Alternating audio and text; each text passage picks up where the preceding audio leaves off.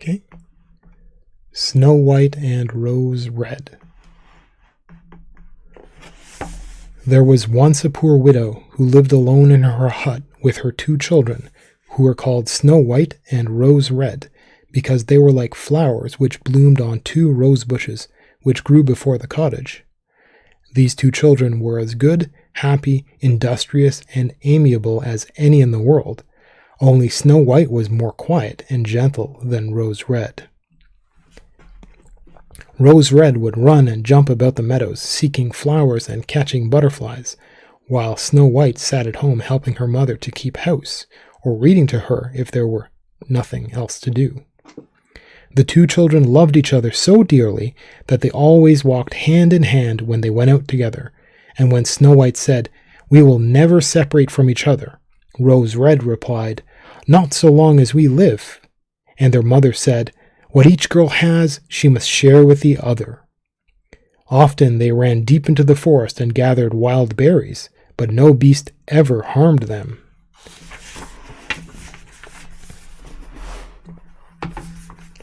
For the hare would eat cabbage leaves out of their hands, the fawn grazed by their side, the goats frisked about them in play, and the birds sat perched on the boughs singing as if nobody were near. No accident ever befell them, and if they stayed late in the forest and night came upon them, they used to lie down on the moss and sleep till morning. And because their mother knew they would do so, she felt no concern about them. Once, when they had passed the night in the forest, and the dawn of morning awoke them, they saw a beautiful child dressed in shining white dress sitting near their couch. The child rose up and looked at them kindly, but without saying anything went into the forest. And when the children looked round, they saw that they had slept close to the edge of a pit, into which they would have certainly fallen had they walked a couple of steps farther in the dark. Their mother told them that the figure they had seen was doubtless the good angel who watches over children. Snow White and Red Rose kept their mother's cottage so clean that it was a pleasure to look in it. Now remember, they're industrious, so they're always active in doing stuff and helping and cleaning.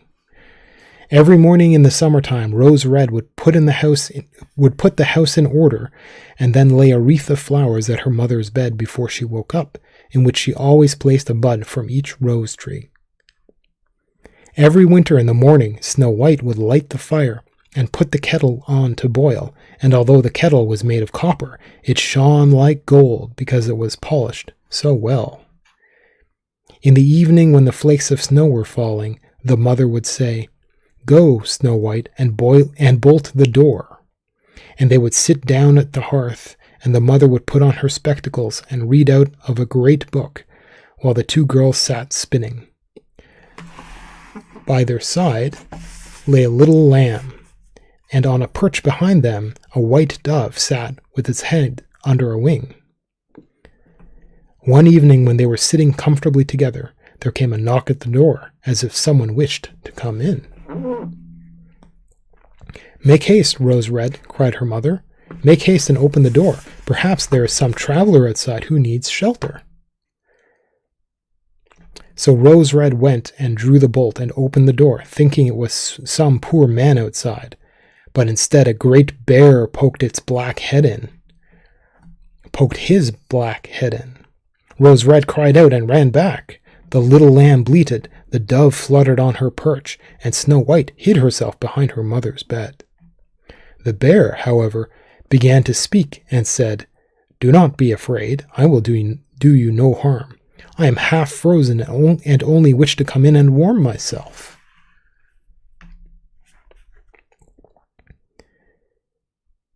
"Poor bear," cried the mother, "come in and lie down by the fire, but take care you do not burn your coat."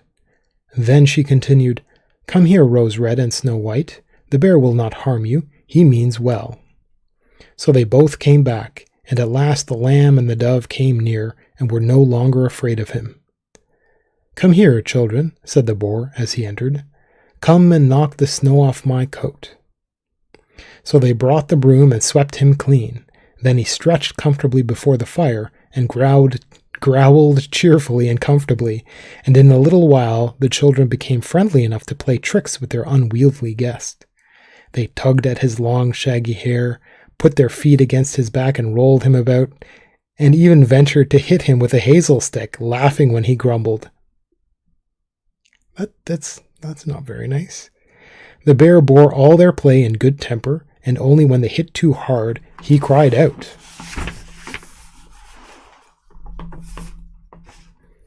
Leave me my life, you children, Snow White and Rose Red, or you'll never wed.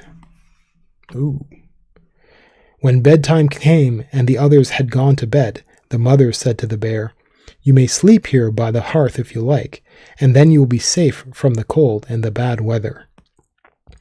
As soon as day came, the two children let the bear out again, and he trotted away over the snow, and every evening afterwards he came back at a certain hour. He would lie down on the hearth and allow the children to play with him as much as they liked. And at last they became so used to him that the door was left unbolted till their black friend had arrived. But as soon as spring returned and everything out of doors was green again, the bear said to Snow White one morning, "Now I must leave, and I cannot return during the whole summer." "Where are you going then, dear bear?" asked Snow White. "I must go into the forest and guard my treasures from the evil dwarves. In winter, when the ground is hard, they are obliged to keep in their holes and cannot break through. But now, since the sun has thawed the earth and warmed it, the dwarves break through and steal all they can find. And what has once passed into their hands and is hidden by them in their caves is not easily brought to light." Snow White, however, was very sad at the departure of the bear, and opened the door so slowly that when he hurried through it, he left behind on the latch a piece of his hairy coat. And through the hole which was made in his coat, Snow White thought she saw the glittering of gold, but she was not certain about it. The bear, however, ran hastily away and was soon hidden behind the trees. Soon afterwards the mother sent the children into the wood to gather sticks.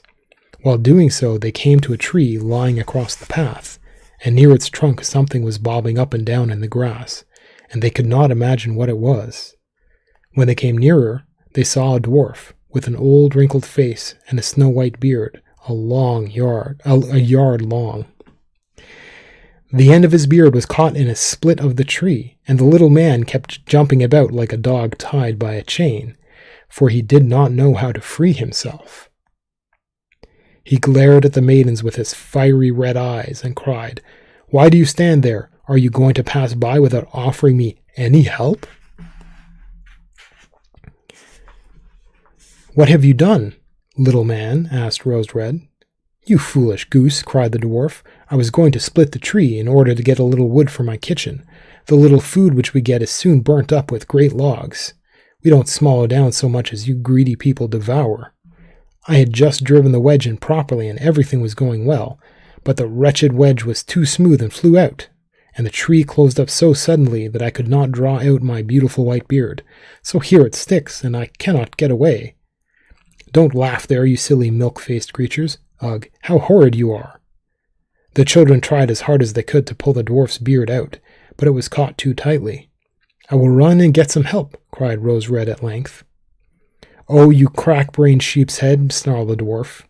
"What are you going to call other people for? You are too many for me now. Can't you think of anything better?"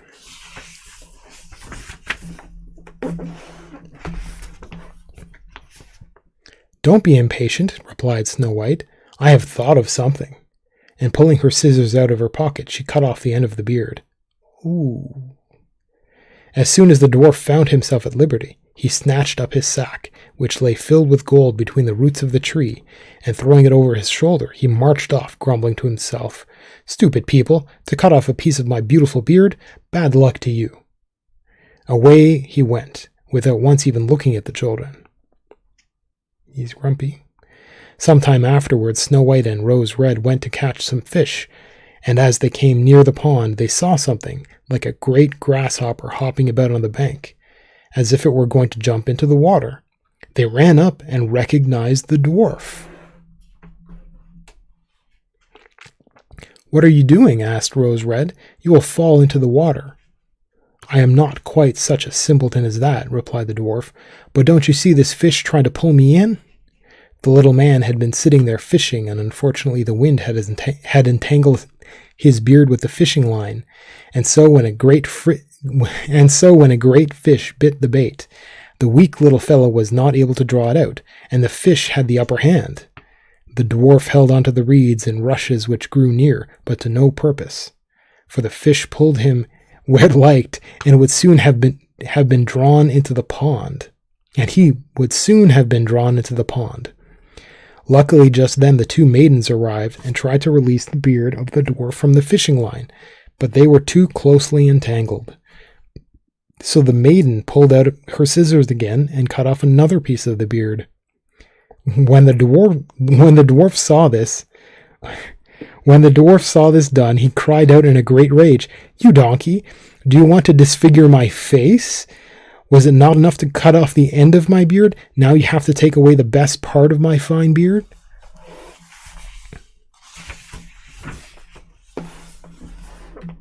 "I dare not show myself again now to my own people. I wish you had run the soles off your boots before you had come here."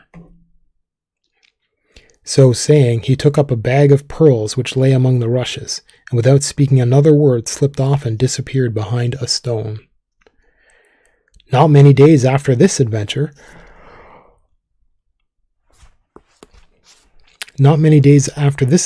it chanced that the mother sent the two maidens to the next town to buy thread, needles, and pins, laces, and ribbons.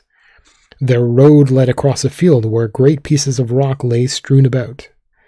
Just over their heads they saw a great bird flying round and round. Every now and then it dropped lower and lower, till at last it flew down behind a rock. Then they heard a piercing shriek, and running up they saw with fright that the eagle had caught their old acquaintance the dwarf and was trying to carry him off. The gentle children at once laid tight hold the little man and held him fast till the bird gave up the struggle and flew off.